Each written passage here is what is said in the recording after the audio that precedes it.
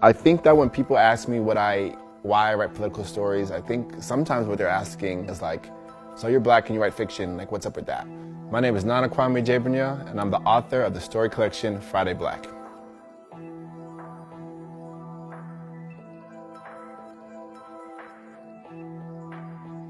At 5 in the morning, the lull comes.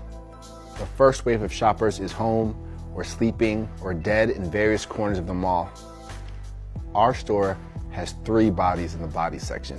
I think the book is pretty close to right now in so many different ways. I think maybe it is fantasy to say that shoppers are fully zombies, but people really trample humans for jeans and TVs. That's real life. In my first story, this guy's killing someone with a chainsaw, and now becomes sort of it seems to be pushing out of reality. But whether you kill someone with a gun or a chainsaw, they're just as dead either way. Sometimes I'll push on like the flavor of the violence, and it makes it seem sort of outside of this world. But it's not outside the realm of possibility, because unarmed people of color are being murdered all the time. And because by gun, you almost get familiar. It almost becomes like, okay, that just happened again. And so when I say a chainsaw, it becomes a little bit harder to, skip over it.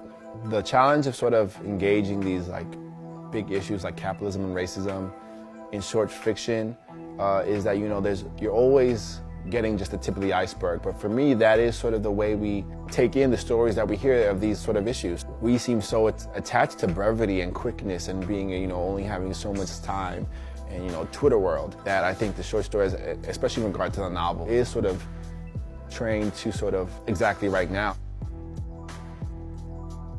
There's a ton of short story writers that sort of influenced me writing this book.